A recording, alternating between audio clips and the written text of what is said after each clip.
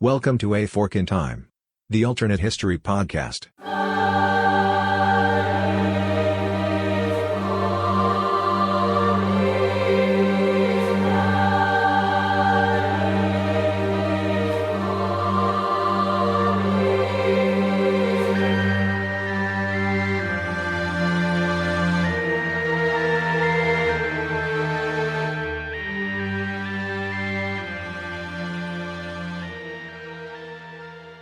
Welcome back to A Fork in Time, everyone, the alternate history podcast. It's Dylan once again in the host chair, and I have a quartet of fine gentlemen, including myself, on today's podcast. I'll go ahead and say I'm the Ringo Starr of this podcast. In no particular order, we have Kai McAllister. Say hello. Hello, hello. Nice to be back for another episode. We've got Evan Buck joining us. Hey, everyone. How's it going? It's your boy, Evan. And as you all know, it would not be a Fork in Time podcast without a certain saying from a certain someone. Hi, good people. There we go. Chris Coppola's in the house. It's an episode, everyone. I was going to He didn't make me wait too long for that one. A countdown. Well, I was also kind of trying to figure out, you're going, and I'm like, is he done yet? Yeah, the awkward silence is what makes it. That's it's part of your intro at this point. It's part of the charm, exactly. So today we're going to go on a bit of an adventure. This is going to be four Americans talking about British politics. So for all of our listeners from across the pond, I will go ahead and apologize now. I'm sure I will also apologize later. Just please don't burn us at the stake for whatever we say. It's in the best of intentions, but we're going back to the 18th century, the late 18th century and early 19th century. We're going to explore the reign of King George III, the Mad King. As he's popularly known, thanks to a very famous play and a very famous movie. And that's actually what we're going to explore, is this idea of the madness of King George. George III, I actually didn't realize, is still to this day the third longest reigning monarch in British history. I wish all the best of luck to Charles, but I strongly suspect he doesn't have a chance to overtake him at this point. So George III is going to stay the third longest reigning monarch for a good long while. George III took the throne in 1760 in the middle of the 7 Years' War and lasted all the way up until 1820. So he was on the throne for 60 years, even though the last 10 were under regency. So debatable whether they count. George III, though, was famous for this regency. One of the things that he's well known for is he actually was insane for the last 10 years of his reign and actually had his son be declared by Parliament his regent, the Prince Regent, with all the powers of the throne, even though George was still the monarch. Now, at the time, they thought he was just insane. In the 1960s, some researchers from Harvard came up with the idea, from looking at some of his symptoms and some of the descriptions of what his affliction was, that he had a blood disease called porphyria. Now, I will be the first person to admit, I am technically a doctor, but I am not this kind of doctor. So my description of porphyria is basically going to be only at the highest level. But once again, we are sorely missing the presence of Eric Rush. Yes. So forgive me for my non-doctor lawyerly explanation of what a medical disease is. Porphyria, basically super high level. It's actually a family of blood diseases that all affect the production of hemoglobin and some other stuff in the bloodstream. And as a result, can cause any number of both physiological and psychological issues. Some of the big ones are, lesions, skin issues, skin sensitivity to light, pain. George III had blue urine, which was really kind of weird. Usually porphyria is red or brown urine. George III had blue urine because of some medication he was taking, which is just wild to me. So he probably could have applied to join the Blue Man Crew then. Probably. Or for anybody who wants a good Wikipedia Google, he may have been the progenitor of the Blue Mountain people of West Virginia. But some of the other symptoms are like seizures, motor neuropathy, like almost kind of musculature degenerative kind of symptoms almost. And some psychiatric stuff like anxiety, hallucinations, like straight up psychosis in really severe cases. Nowadays, modern medical standards have kind of reevaluated, and they think it was probably like bipolar or something like that, where he'd have bouts of mania. But for this episode, we're going to go with, just for the sake of the conversation, the idea that he had porphyria. And the reason why is because that gives us an interesting thing to tweak about George. George was well known at the time in British royal circles for being fastidious about his diet. He was terrified he was going to get fat. He often would eat, maybe a little bit of bread with butter, a couple of hard-boiled eggs, and sip tea for breakfast. He had one other meal at like 2:00, and it was entirely meat. Sometimes he would have his treat, which is a pudding. For you American listeners, know this is not like the stuff that we get in the box at the store. It's not sugary. It's not sweet. At the time, it was also probably made out of meat. So basically, very protein-heavy diet, very low on carbs and sugar. This is a problem if you have porphyria, because one of the treatments, one of the earliest ways that people discovered to treat porphyria was by injecting either intravenously or through food carbs and glucose into the diet, because the imbalances that porphyria causes are aggravated by not having enough blood sugar in your diet. And if you have carbs or sugar, that's a really good way to get blood sugar. So we're going to say, what if George was slightly less fixated on his diet? What if he had, a vegetable or a sweet cake or, just some more bread every once in a while? What if he had one or two more state dinners where he actually had to entertain and feed people a variety of food? Basically, we're going to give George, or whatever dietary mechanism you want to say, we're going to give him a little more glucose in his diet. And In assume essence, that, what would happen if he just dropped the fad diet at the time, which was keto? yeah, yeah, exactly. Yeah. What if George III wasn't keto? That might be the title of this episode.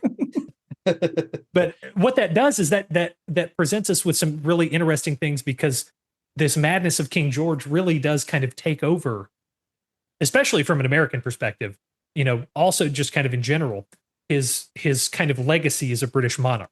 And it really kind of tarnishes and sort of covers everything else that he did.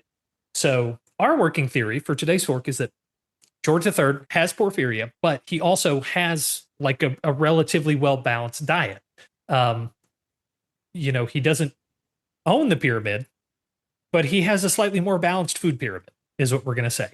I think, assuming that is the case, when he takes the throne in the middle of the 7 Years' War, that probably doesn't change anything, because his first kind of really well-known episode of this kind of madness was in 1788.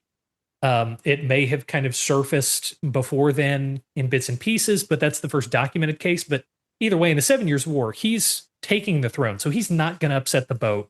He's not going to do anything. But Very, very good job, Dylan. I was waiting to pounce on you when you said that. What do Americans call the 7 Years' War? The French and and Indian. Indian War. Yeah. Yeah. The French and Indian War, the 7 Years' War, basically, this is when George III comes into his throne. And immediately after this, Parliament realizes, oh crap, we just spent a ton of money in North America.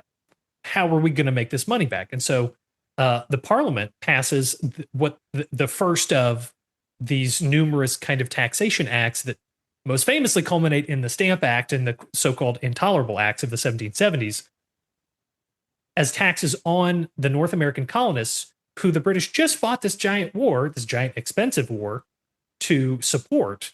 And now it's only fair that the Americans pay these taxes to help the crown get back on its feet. And unfortunately, we as Americans can attest all about this. We don't like no taxes without no votes. And that leads us to the American Revolution. Taxation without representation, as the famous credo goes. Now, I think I like mine better. Taxation is theft, after all. Oh, let's not go there. I don't need any more sovereign citizens in my life. The American Revolution, the first sovereign citizens. Yeah, there you go.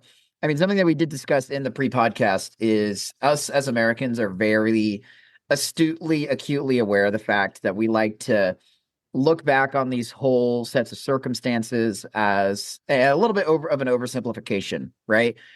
Just reducing King George to an absolutely intolerable madman tyrant, and the British just being completely unreasonable in their demands.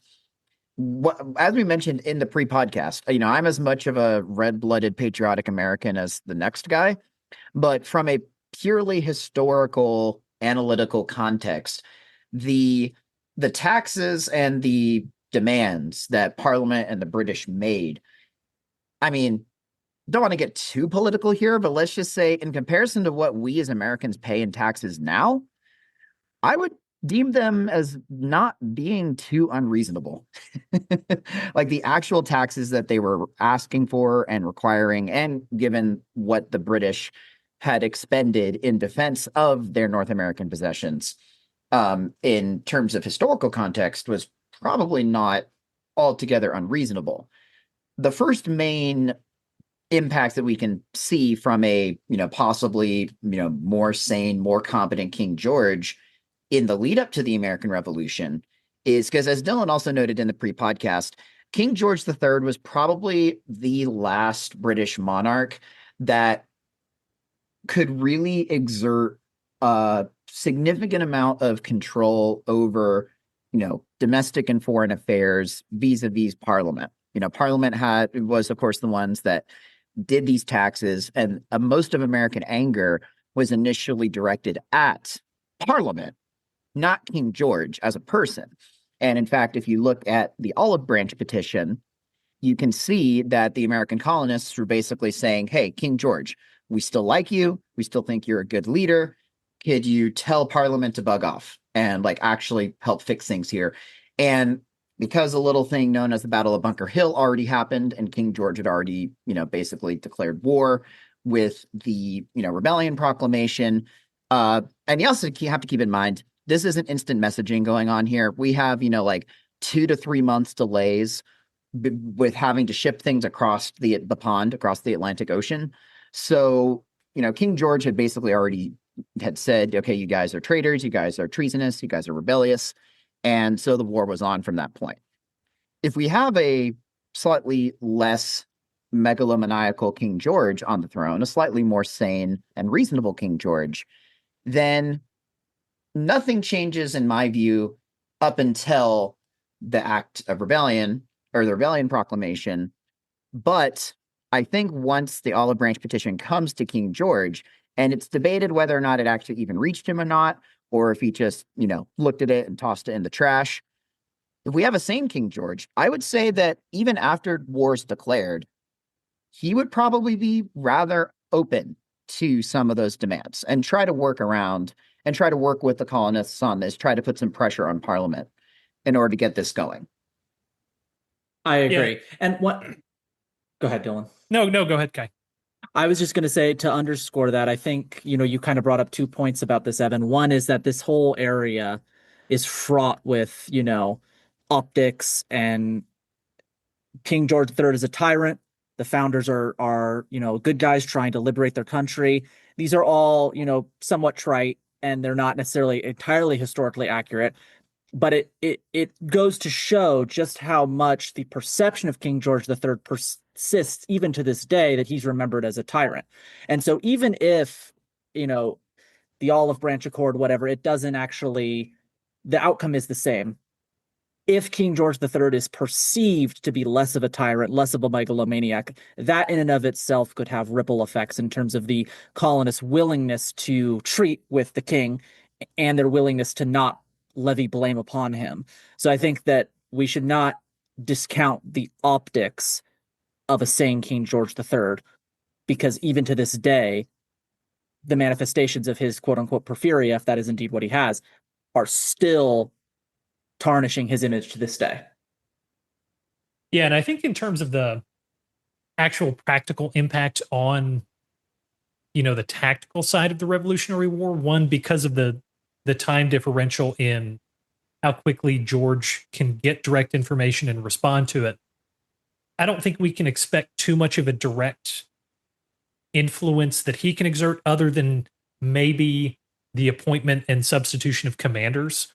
Like, if Burgoyne takes forever to get down New York State, and, after Saratoga, maybe George III decides, okay, I'm going to swap somebody else in. Or after Cornwallis loses a battle, something like that, he can substitute commanders in, because the military is still under royal appointment.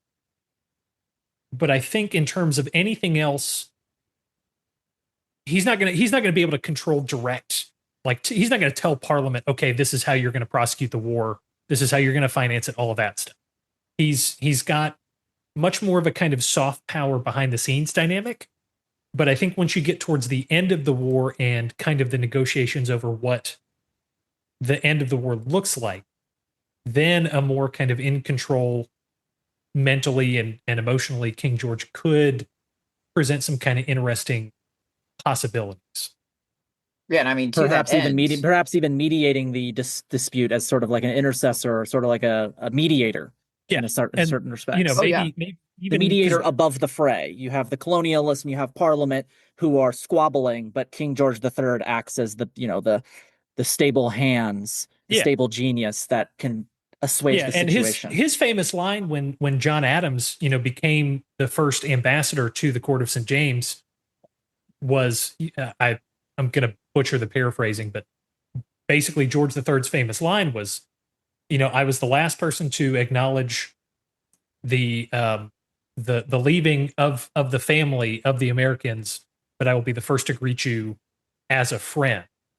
So maybe he exercises some of that kind of influence in saying, okay, maybe like we'll give you your independence, but you know, maybe he negotiates something along the lines like we talked about pre-podcast. You know, whether the Americans would go for it or not is a question at this point, but maybe he at least tries to offer something akin to the modern kind of Canadian sort of governance under the Commonwealth, where the British monarch is still at probably slightly more than nominal at this point, but he is the sort of figurative head of state. But the American, you know, president, executive, all that stuff is still their actual governance structure. I actually like, when we were thinking about this, the Irish Civil War. Okay. So right after World War One, Great Britain decides to give the Irish Free State independence after the Irish Revolution. A couple of other things happened. And one of the sticking points in the agreement is we will give you independence as long as you maintain that the crown is your sovereign. Now, just to give you some historical sense, we are about to get into some of the roots of the Irish conflict. So that's how long it's been going. And Ireland literally went to war. The Republican, the Patriot side, went to war with itself over whether we should actually sign a treaty acknowledging Great Britain, acknowledging the king as our sovereign. Yeah. And I think don't think it is that ingrained in the United States.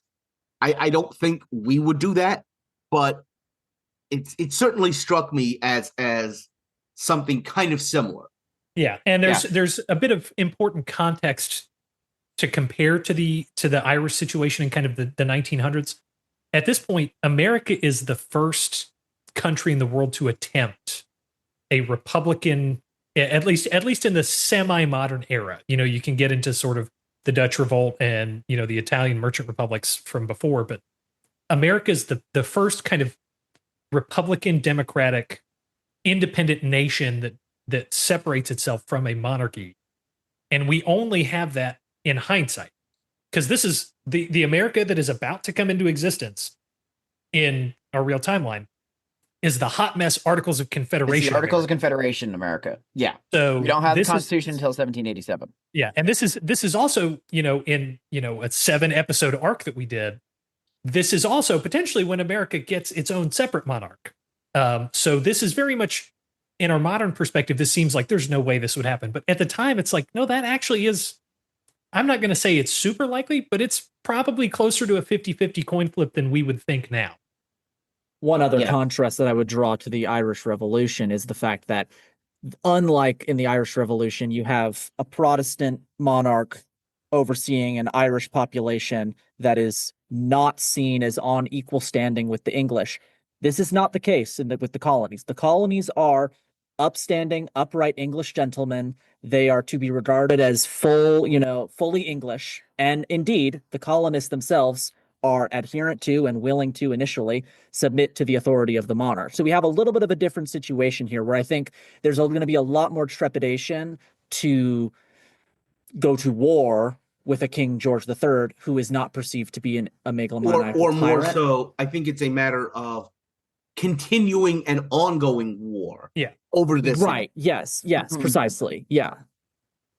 Yeah. Yeah. So maybe we'll say after Yorktown, George sees the writing on the wall, and rather than one from a geostrategic perspective, rather than have the French intermediate this whole treaty, he one, because the British can't trust the French, can't trust them, they're the hated enemy, but also from a practical perspective, he sees himself as maybe being the best person to negotiate the both leaving of the Americans from the fold, but also them, as much as he can manage, keeping them in the fold. So maybe this kind of, I don't want to call it a commonwealth because that idea doesn't exist yet, but something along those lines where he essentially gives the Americans almost kind of like an equivalent to the East India Company in India, where they essentially have whatever they want to do is fine, as long as they acknowledge that George III is their sovereign. They are technically a part of the British Empire. Yeah. Well, and I mean, here's something to think about too. The French intervened in the American Revolution primarily because they were like, hey, this is our way to get back, at our age-old enemy, our age-old nemesis, the British. With a more competent King George, do we think that the French either, help out sooner because they're like, okay, we have this little brouhaha going on with the Americans. Now's our time to hop in and help them. Or do we see maybe the French not help as much because they don't want to risk, a more competent King George getting back at them eventually? I would actually say it comes from the other perspective. I think it's more George realizing that in all statistical historical probability, the British are going to go to war with France at some point relatively soon. Within the next, because they've just fought the 7 Years' War. Like they just had a knockdown, drag out fight. Before that, they had Queen Anne's War. This Britain and France are the ones that are constantly fighting over history for the last 1,500 years. They've been doing this. So it's from a geostrategic perspective, it's not the craziest idea for George to say, you know what, before the French get before the involved. Americans and the French really get in bed together once they're independent, let me head this off at the pass. And actually, kind of an interesting thing, at one point, the British Prime Minister, William Penn, in the late 1770s, even before Yorktown and all that stuff in the 1780s, even he was talking about, hey, before this gets into too much of a dust-up, we need to make peace with the Americans and focus again on France, because the last thing we need is to get kicked while we're distracted. So I think, the French are just going to do it because they want to take advantage. I mean, the Spanish did it too. They joined the American Revolution, kind of late in the game, but they did join. So George is while the Americans are focused on, from our perspective, it's the fight for independence against the overlord. From the British perspective, it's much more the kind of classic geopolitical game of 3D chess across 100 years. It's European realpolitik exactly that they're thinking about. And I mean, this is something that I think can have some actually very interesting downstream effects, because it seems very small at first. But understand that a lot of what happened in the early American Republic happened because of such disdain for, the British, for King George, for Parliament, that we had a, completely different system of government. The French came and helped us. That's why we got the Statue of Liberty. We have George Washington, the only, independent, really non-partisan president in history. Then we have John Adams, who is Federalist, much more aligned with the British versus the French. Frankly, Adams had made no qualms about his despising the French. And Thomas Jefferson, who was a Francophile. Thomas Jefferson absolutely loved the French. And so the early American political sphere, a lot of it can be seen almost as a quasi-conflict between the British and the French for influence in the nascent American Republic. Yeah. If we don't have any of those factors, involved in. Not only do we maybe not have an Articles of Confederation, maybe we have a more, I don't know if I would say there's a monarch on the throne in America, but maybe there's like a push for more of the Alexander Hamiltonian sort of stronger central government early on in America. And, by extension, I don't necessarily see George Washington not becoming the first president, John Adams not becoming the second president, but this could lead to, the anti-federalist forces not really having much wind in their sails, not really having the French as an example of, people that helped us win the cause of independence, helped us win the war against Britain. And so we can see a much stronger Federalist Party, persist a little longer in America. And that leads to a very interesting downstream effect, which I think Kai is really interested to get into. Well, what I was gonna bring up is I was gonna underscore yours and Dylan's point, which is yes, there are Anglophiles in America who are, and then we have Francophiles like Jefferson, but Anglophiles like Adams who are, much more in favor of close ties with Britain than with France. But we also have Americophiles in Parliament in England, like, for example, Edmund Burke. So there's cross-pollination going on. There's cross-pollination on both sides that I think could really have materially led to a different resolution of what ended up becoming the American Revolution. Another thing that I wanted to bring up was something that Dylan touched on, which I think is really fascinating. He said that, the United States might end up in some sort of Commonwealth situation, but he didn't want to use the word Commonwealth because it didn't exist. But what if this is what makes it exist? This is what makes it happen. And the Commonwealth comes into being earlier. Well, and I was going to say, I didn't want to get too much into like Canada, but that could if this Commonwealth system develops now, that could eventually lead to, kind of Nova Scotia, Newfoundland, the Hudson Bay area kind of gradually folding into the sort of United States of America Commonwealth over time. I mean, precisely. I think a couple of things. One, the United Kingdom is forming right now. Yeah, we have the Act of Union in 1800. We have one Act of Union in 1800. We have another in 1703, which brings Scotland officially in. Yes.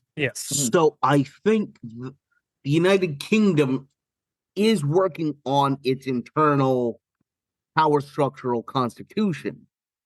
And I think it's interesting to think they might allow a devolved confederative kind of Scottish parliament and a devolved American parliament. Yeah.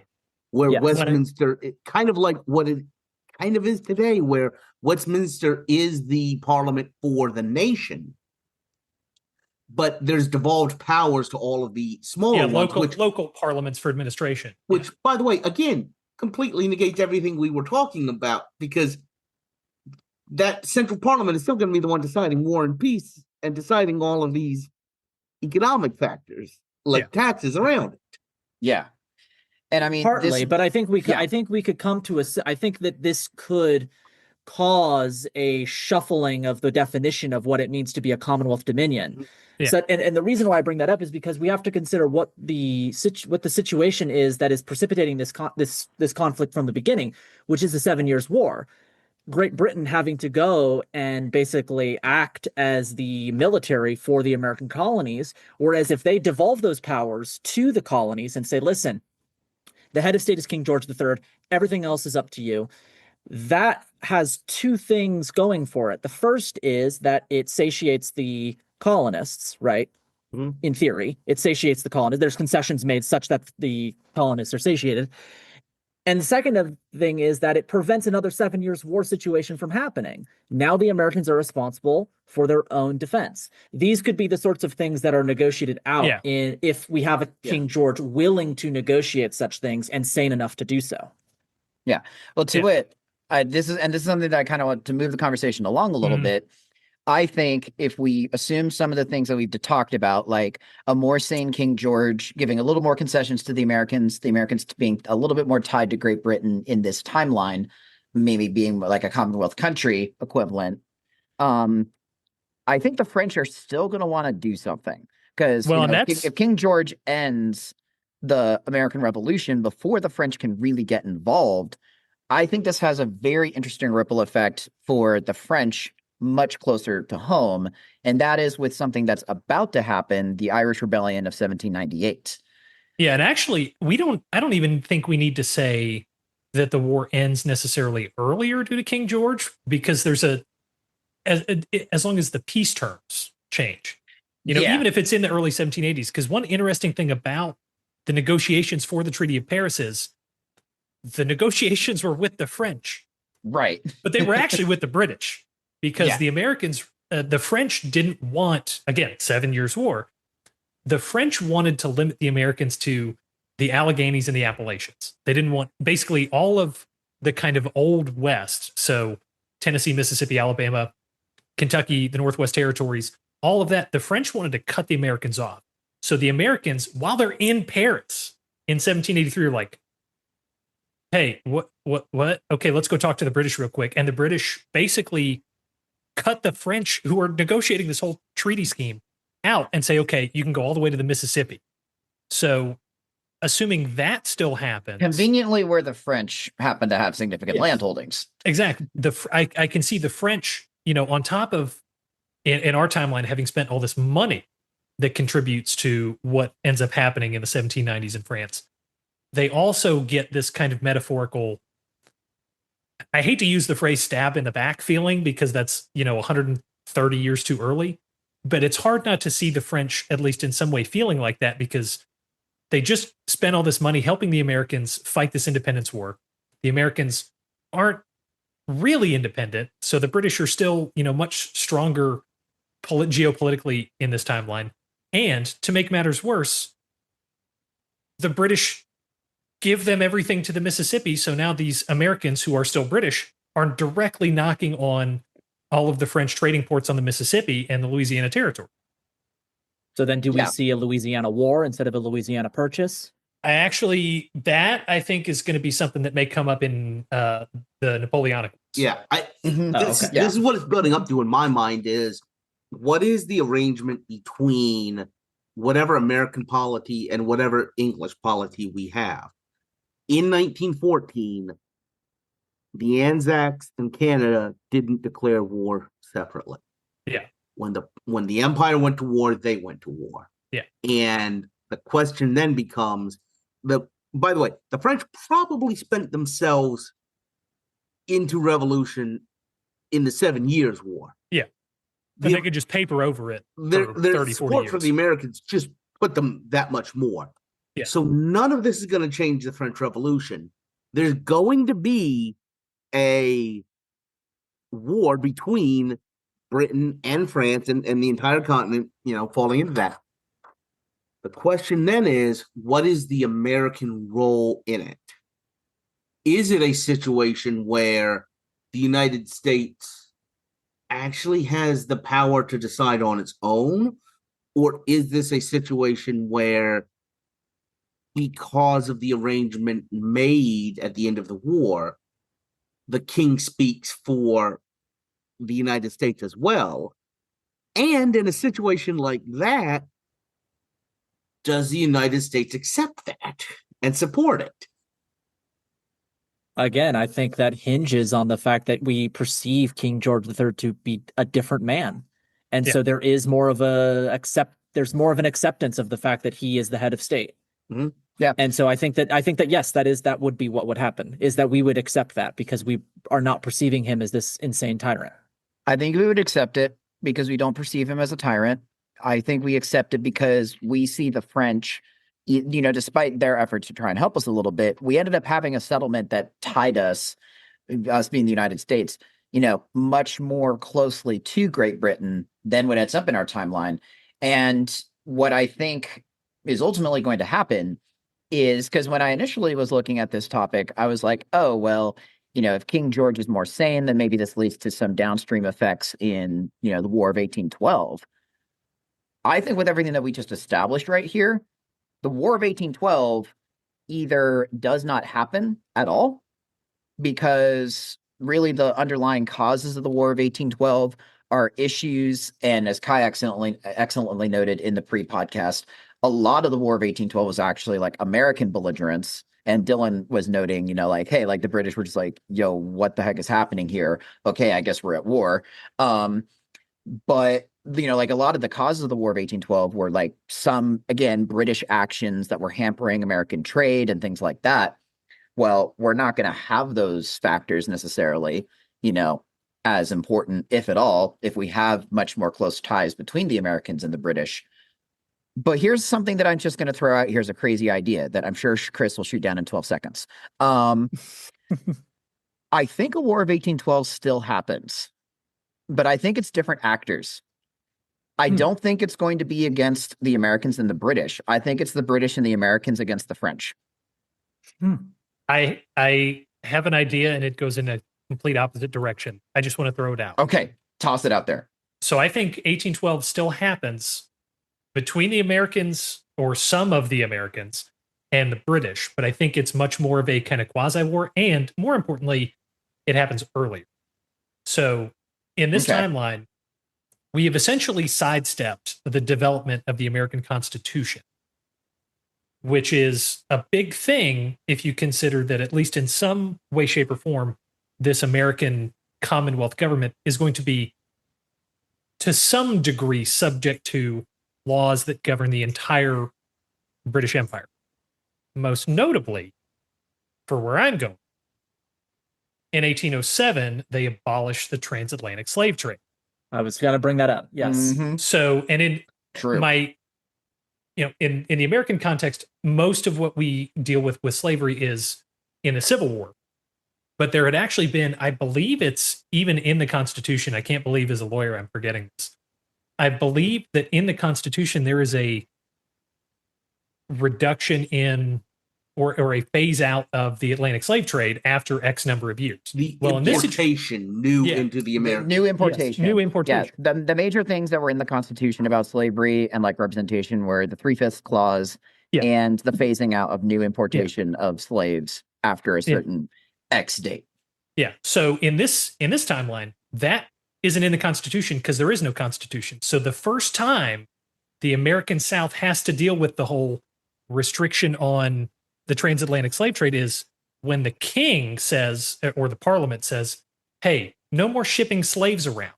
You can have slaves where you have them. We don't like it, but that's fine. I wonder if this creates some kind of tension in the American South. I'm thinking it's even earlier. The American Revolution of 1800. You think it pushes it earlier? No, I think it happens in 1800 because, like we were talking about, there is kind of within the United States, and I realize if we don't have the Constitution, we don't have the presidency, and our politics isn't locked into a 4-year cycle.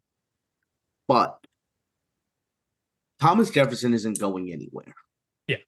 And he still believes everything he does. Yeah.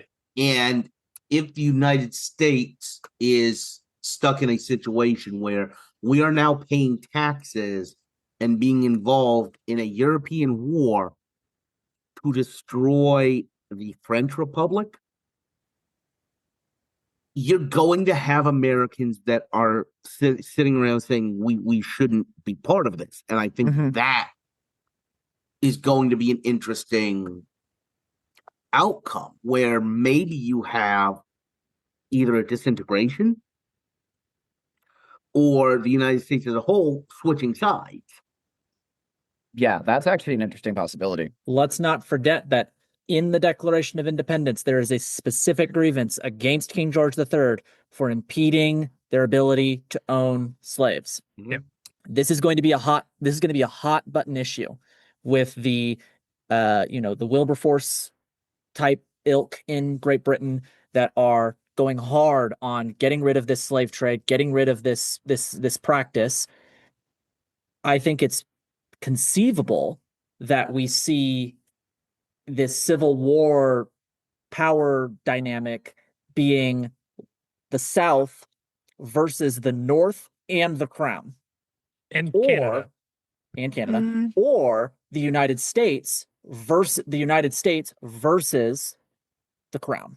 And that becomes, I think it's more likely that instead of it's going to be taxation US without versus the Crown. representation, Yeah. Yeah, But I think instead it's of taxation without taxation. representation being the cause of full separation from the crown, we now have slavery being the reason for separation from the crown. So I what think ends that's up much more happening is we likely. return back to our original timeline, but we do so for different reasons and under different auspices. Well, there's one other big difference, I think, or not a big one, but one more thing coming to my mind.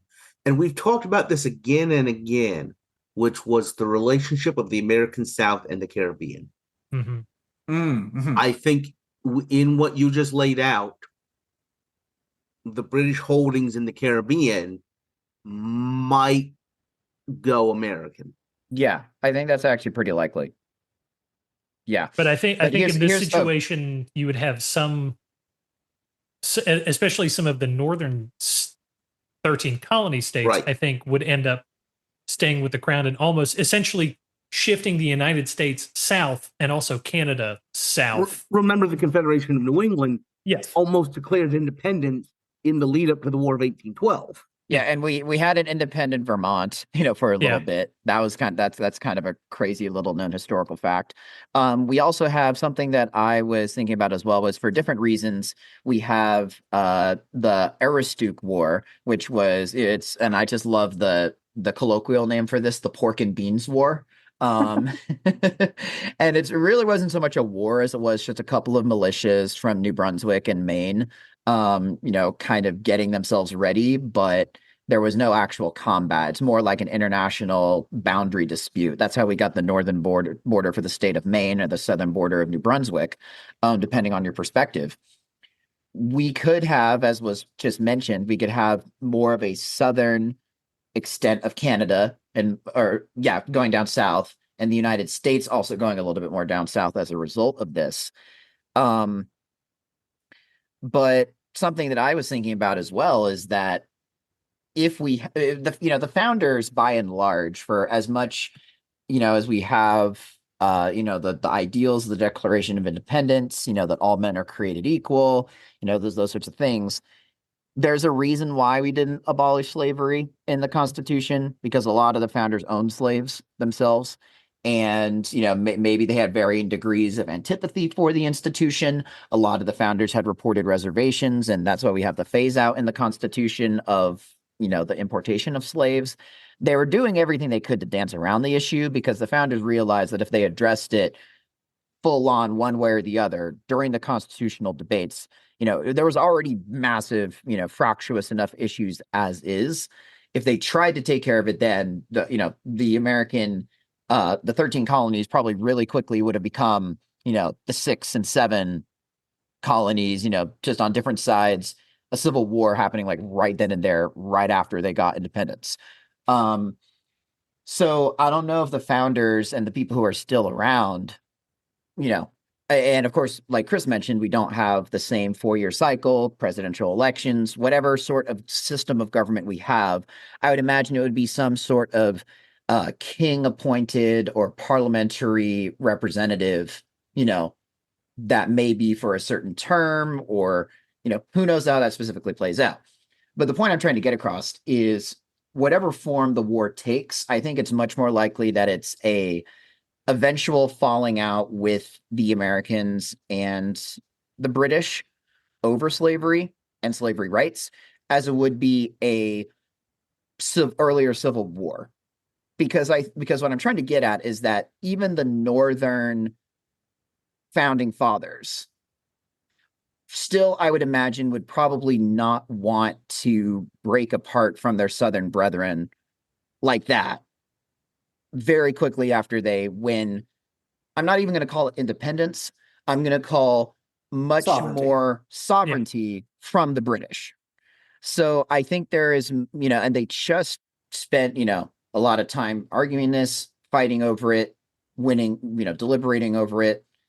So I don't think the fight's going to be between Americans. I think it's going to be the Americans, with some of the founders being a little bit less, they'll be a little more queasy about being fully pro-slavery, but it'll become an issue of the British Crown and Parliament are intruding upon our sovereignty, our ability to be able to make our own decisions, like we fought the revolution over.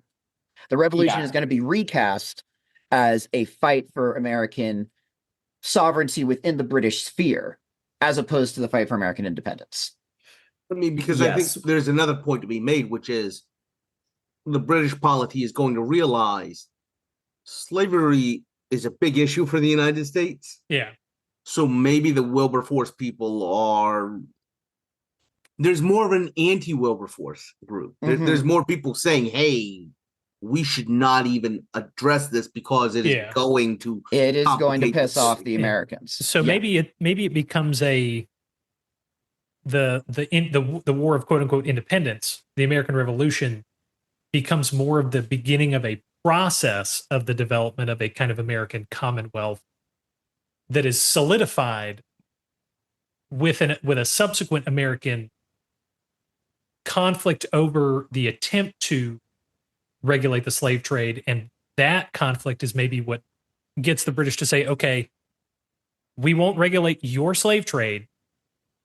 We're going to recognize you have a certain level of independence under the British crown.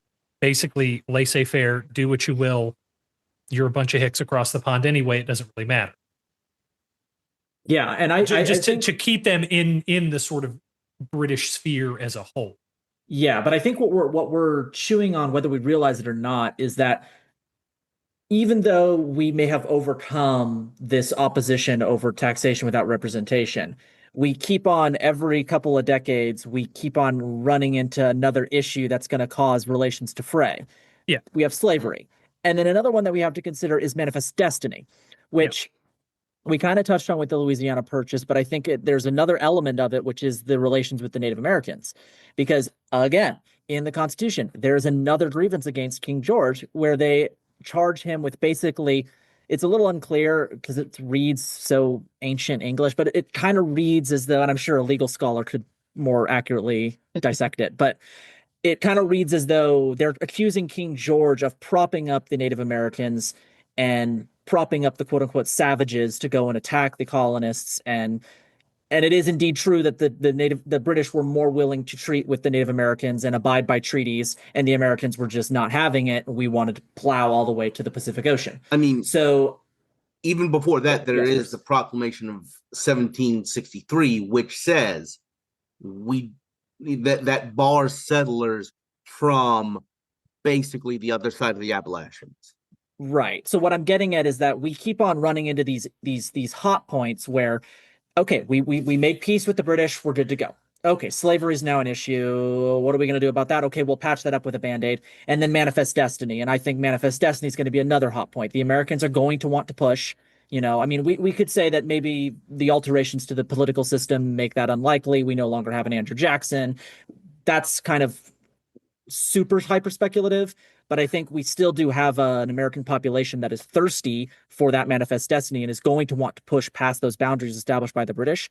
And so now we have to come up with another Band-Aid for this.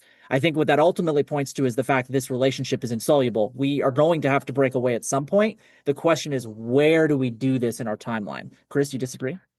No. I also want to throw European politics into this. And the involvement of, what we were talking about earlier, which is American involvement in what the British want to do on the continent. Yeah, because I think that's going to get to the immediate manifest destiny point, because the next thing in the Rolodex of dramatic things happening in Europe is the Napoleonic Wars, which at least I think Kai's got a really good point about the inevitability of some kind of conflict. But again, to steal his Band-Aid metaphor, I think the Americans, if they end up participating in the Napoleonic Wars with the British, I think they can use that as leverage to at least acquire parts of the Louisiana territory in the Napoleonic concessions, again, as a way to get another Band-Aid to kind of buy more time. But it kind of does have a valid point. I think it's going to have to come eventually. But I do think the Napoleonic Wars present another opportunity to keep that out of the immediate sphere, basically to That's buy an more interesting time. point. Yeah, essentially, we reframe it as, rather than conquesting the quote unquote savages, we are beating the French. Yeah. Mm-hmm. Yeah. Which, of course, is going to be met with because again, you have to in Celebration. the in the Yeah. in the 1783 treaty, the British have already demonstrated their willingness to accede to American territorial desires in some shape because they didn't limit them to the Appalachians. They got them all the way to the Mississippi. So the Americans have some expectation precedent that if they participate, maybe that's where Jackson goes. As he goes off to fight Napoleon with Winfield Scott before he's Yeah, too because fat. I mean, the British Oh, are what going a to fascinating, be what a the fascinating British fork. are going to be more than happy to allow these, American hicks across the pond to take care of business with their age-old enemies in, the North American continent. Like that's something that I think just really works well for the British. Something that I'm just going to throw this in here as well, because this is something that I thought of, with a possible different way for this timeline to go. But I'm just going to throw this thought in here and see if it somehow maybe still sticks. But basically, something that I had thought about with a possible different, War of 1812, more sane King George on the throne, kind of more so assuming that American history would more closely mirror what happened in the canonical timeline. We have an independent America. War of 1812 still happens. But if we have a more sane King George on the throne, then, I mean, if you look at the battles in the American Midwest, the British basically win almost all of the major battles in the Midwest. And that's why we have, the Canadian borders that we have today. But the reason why America has Michigan is because we won the Battle of the Thames. And this is where we have William Henry Harrison, who becomes the shortest president who ever served in the office, because he gave the longest inauguration speech ever. Thanks, Milk and Cherries. And thanks, Milk and Cherries. He wins his fame by killing the chief, winning and killing the chief Tecumseh during this battle. And so the British win almost everything. But then because they lose this very important battle, that is why, we have the Americans be able to get back most of the Midwest. What I posited is that if we have a sane King George, a little bit more competent military positioning, that could sway one or two battles in the War of 1812 a different way, to the point where perhaps the American Midwest, that battle, like the Battle of the Thames, for example, could go a different way. And we end up with a settlement that does not necessarily change the border of Canada further south in the Midwest, but it could lead to a rumored, long-held goal of the British in the War of 1812, which was the creation of an independent, neutral Indian nation as kind of a buffer state between their interests in Canada and the independent American states. Now, all of that, of course, was predicated on a timeline that more closely mirrored what happened in the canonical timeline, our timeline. So I almost kind of just like, as we kind of start bringing this episode a little bit to a close here, just throwing this idea out for the other gentlemen on the panel, I still honestly kind of want to find a way to make a neutral independent Indian nation happen. And Kai brings up a very interesting point about, and I was Googling while he was talking about this, it's under Clause 27 of the Declaration of Independence, which indicts King George for exciting domestic insurrections against us by the Indians. Remember, in the 7 Years' War, the French and Indian War, it's the French and Indian War because, we had the Native Americans on the British side, and we had a lot of the Native Americans that were on the French side, the Iroquois Union, those sorts of things. So, gentlemen, with all that we've set up, is there still a way possibly for the British to try and get this to happen? Does America's, nascent manifest destiny positions, with, the start with Andrew Jackson and then ultimately in our timeline with James K. Polk, does that still just kind of mirror what happens in the canonical timeline? What are you gentlemen thinking? I think it kind of gets to what Kai was talking about, which is the series of clashes between American and British interest. And at what point do those reach a breaking point? And once those relations accumulate up to a breaking point, at that point, the British start supporting the Native American power structure again. Mm-hmm. I don't believe that that happens in the area you're talking about. I think the British and Americans can kick the can down the road enough so that the United States is going to include those areas. Yeah, I almost wonder. I think if it does happen, I think it happens not immediately because assuming the Americans get some French territory out of the Napoleonic Wars, most likely their immediate areas of expansion are going to be the southern end of that, just because by far and away the most valuable thing in French Louisiana is literally Louisiana. It's New Orleans. New Orleans. So it's going to start from the south, and then I can see it kind of wheeling back up along the western side of the Mississippi. But I think where it is going to come up is whatever this timeline's version of sort of James K. Polk and the Mexican-American War looks like. Because one, I can't imagine a British-American Commonwealth, or at least a Britain overseeing an American Commonwealth, really appreciating all the shenanigans that happen in Texas, for one, and two, especially if it is as blatant as happens in our timeline, the sort of machination to essentially preemptively declare war and then paper over it with a justification that Polk did in 42 to start the Mexican American. We're skipping a lot, but I just want to throw out there's not a whole lot of difference between what the United States did with what you're talking about and the kind of stuff the East India Company was doing in any of their multiple Afghan wars or the mutiny. So there is a bit of a precedence for within the British Empire tails wagging dogs.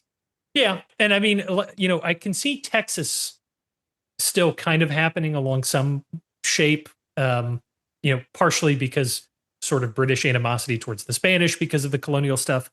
But the Mexican-American War part of it, I think, was, if you have anything close to that blatant, like James K. Polk telling Zachary Taylor, hey, go south of the Brazos and just burn stuff until you come across a Mexican army that shoots at you. And then we have our war. If it's anything close to that level of just blatantness, I think that may be the point where the British Parliament has to. I'm not saying it doesn't happen. It had no effect on, think about what the British did in the Boer War to set that up. They were doing this kind of stuff regularly throughout the world. Yeah, but only that. But we have to consider as well. I mean, in 1833, Parliament passes the Slavery Abolition Act, and then there's a whole structure for paying reparations to slaves. I mean, there's too many and then at the same time, the United States is expanding the number of slave states in the Union. It just, to me, there's too much of a dissonance going on where the UK or the Britain is pursuing an entirely different agenda, an antagonistic agenda to the United States, and the United States is doing likewise to Great Britain. There's going to be a boiling point that happens. We haven't even thought about the effects of the Napoleonic Wars on this, what we're talking about. That's a big thing. Right, and that's pretty big. I think in summary, just to maybe tie up this loose end a little bit, and then we can keep moving along in the timeline, because we need to get back to King George eventually, because we've been talking a lot about other stuff beyond just King George as a person. We've talked about the impacts of having him be more competent as a leader. But I think probably the most likely place that this might happen is in this timeline's version of what we would call, quote, unquote, the War of 1812, when that actually happens. The war that happens, we'll just call it the war that happens over slavery, right? In this alternate timeline. In this alternate timelines, conflict, war over slavery, I can see the British basically, as has been implied and stated, recruiting some of the Indian tribes to, fight against the American interests. Remember, a lot of these Indian tribes were for the French before.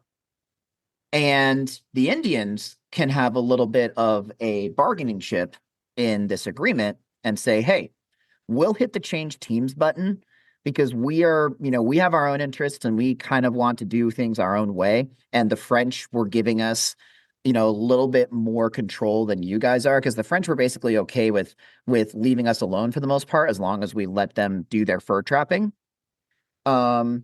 we're not so sure about the British, but we'll fight for you if by the end of this conflict, you give us some degree of nominal political authority too.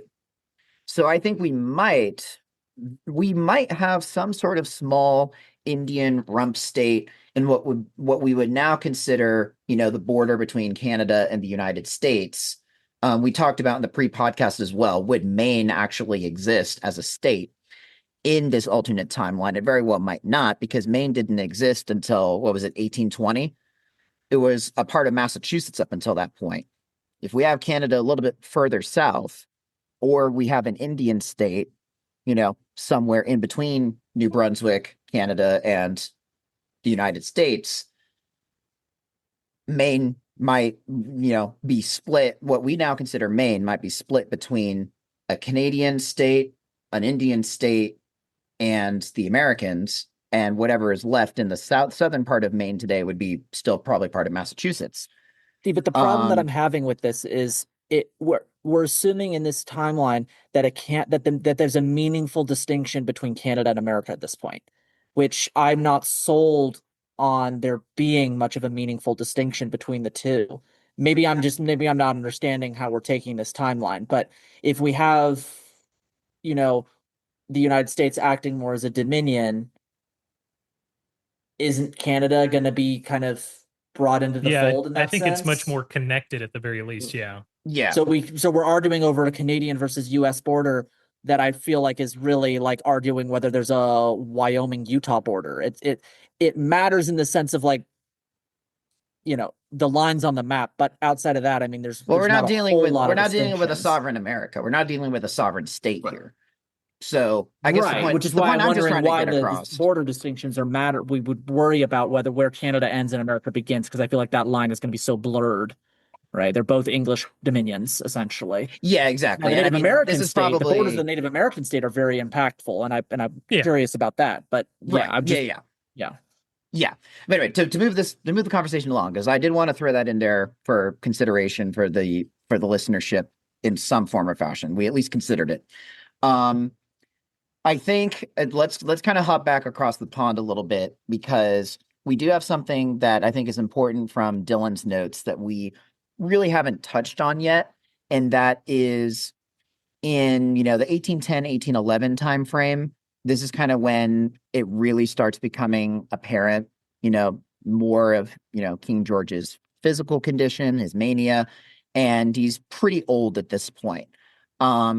So if I'm reading the notes correctly, we have I'll just let Dylan kind of take it from here, because I just wanted to push the timeline along. We have it, but we have a different possibility for a Prince Regent or a Liverpool prime ministership. Yeah. So basically from here, Dylan. Yeah, basically. So, and this is really when kind of the biggest, just on a personal level for George, the mania, not mania thing kind of kicks in, is because 1788 is kind of his first in our timeline demonstrated episode. He has another one in 1804 and then another one in 1805. And I believe, no, actually the 1804 one is bad enough to the point that Parliament literally had talked about enacting the Regency law. It passed in the House of Commons.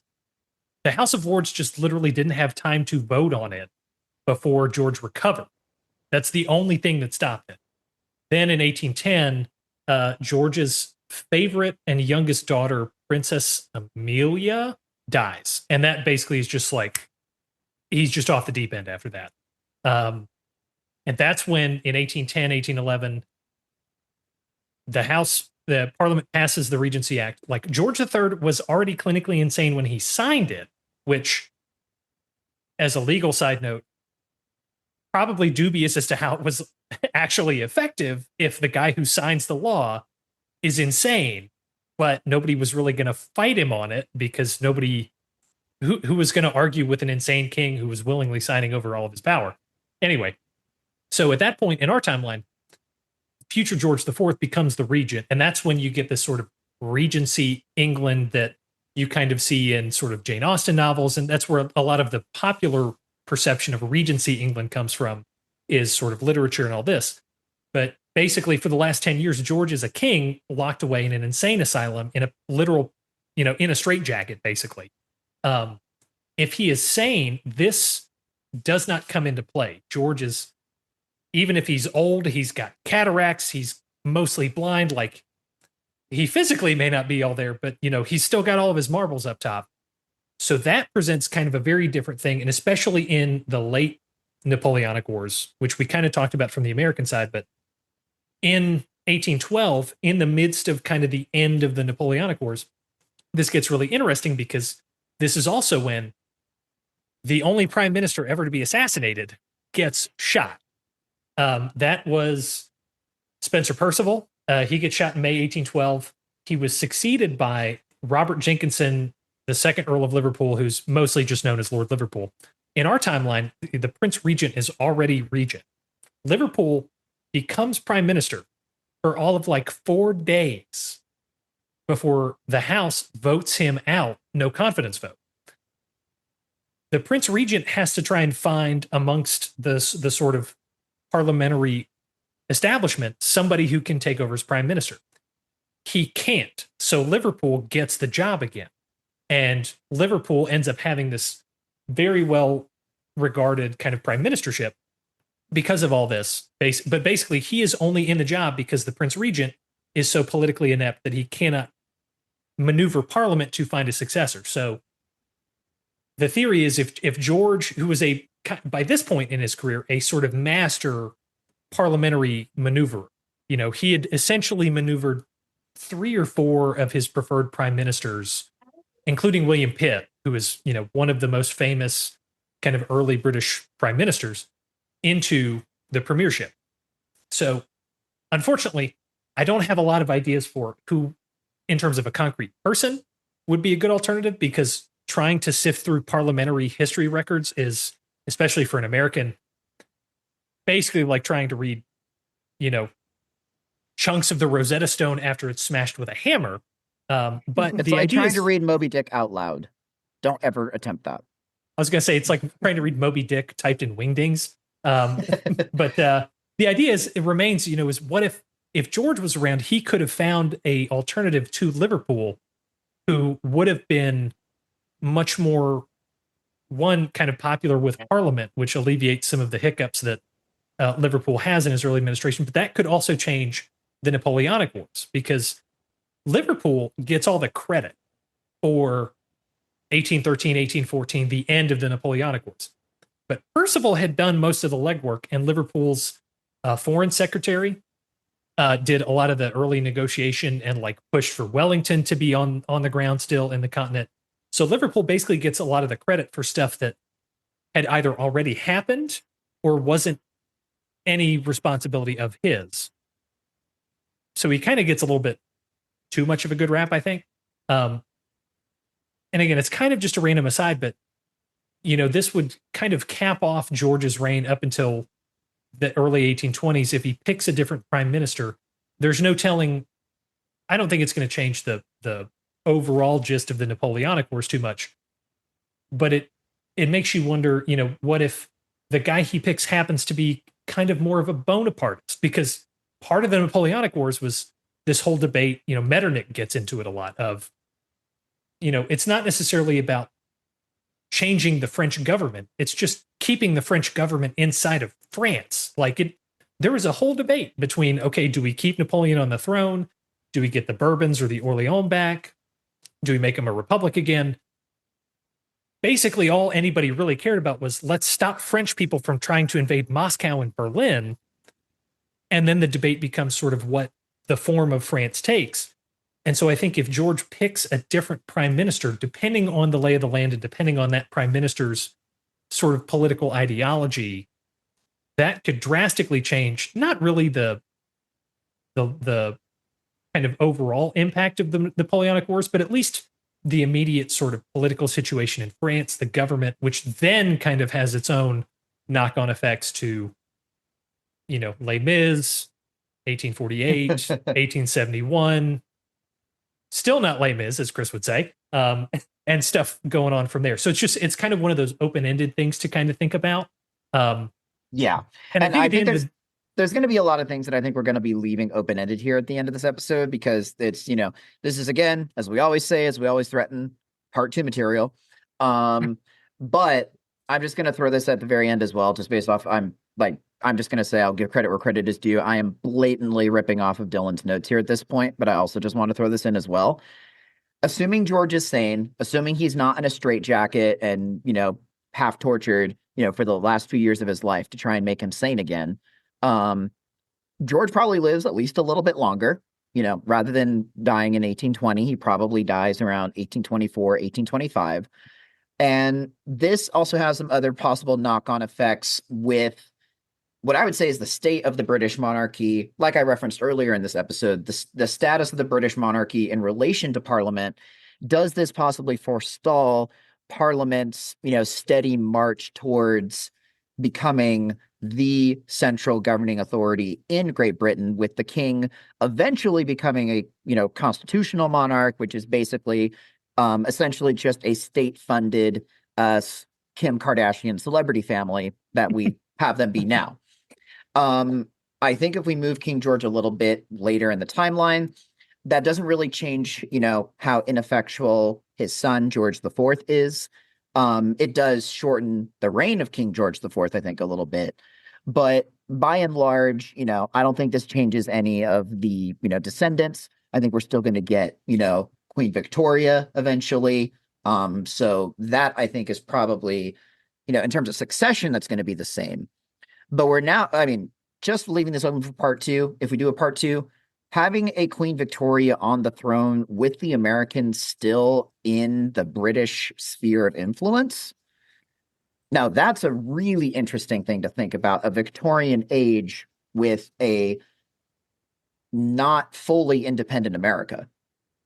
Yeah, or even setting aside the whole, what's going on with America, I think if George isn't sane, whether or not he lives a couple of years, I think that changes the whole perception of this era of British history, at least to some degree, is, because the Victorian era is the Victorian era. You don't even have to explain it. Yeah. But George III is, he's functionally the last monarch of the House of Hanover. George IV and William IV don't really count. They're of the royal line, but basically all of George III's kids could not have a legitimate child to save their life. He literally had one kid, one legitimate grandchild out of 8 kids. Everybody else, all 40 of the other kids, were illegitimate. That's how Victoria gets on the throne. But between his not being insane, not being locked up, not having the regency, and if he lives a little bit longer, that cuts off the kind of hot mess of George IV's reign in particular. That truncated sort of royal inadequacy, royal ineptitude, royal just blase blah. I think one presents kind of a more continuous sort of British ascendancy between what might be known as the Georgian era and the Victorian era.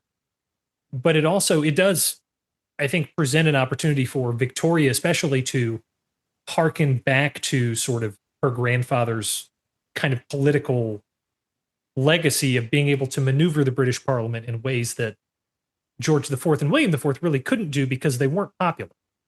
Yeah. But Victoria may will have be able opportunities to do that. Yeah, I think Victoria will end up having even slightly more power, practically speaking, in this alternate timeline. But anyway, I think that's just about it. We've got a pretty solid runtime on this episode, so I think now is as good a time as any to wrap this up.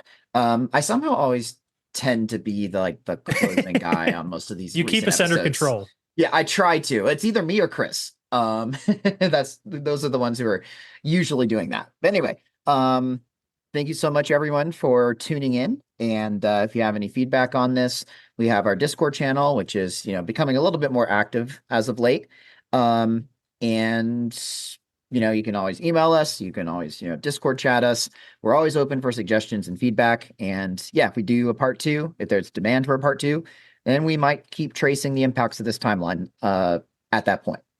But anyway, as we always like to end things off, gentlemen, if we happen to stumble across a spork in time, what do you think we should do with it?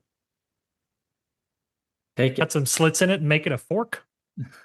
See, I was hoping we would get an answer more like Dylan's, because I purposefully said spork to see if it would cause some consternation amongst you all. But yes, Kai, the traditional answer is take it. Dylan, I think you're spot on, though, that we should end up making it a fork in time, because that is the name of this podcast. One other thing before we head off. I think yes. that among everything else, I think the most important lesson we can glean from this timeline is always consult your physician before you go on a keto diet. Yes. Exactly. Bread is your friend. Yes. And so for that, on that note, King George really needed to get that bread. I think we'll end things off. Thanks so much for listening, everyone.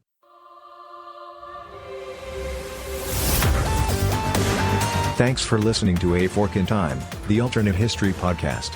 Learn more and provide feedback by visiting our website at www.aforkintimepodcast.com. Connect to us on Facebook at facebook.com/aforkintime, or follow us on Twitter at AFIT Podcast.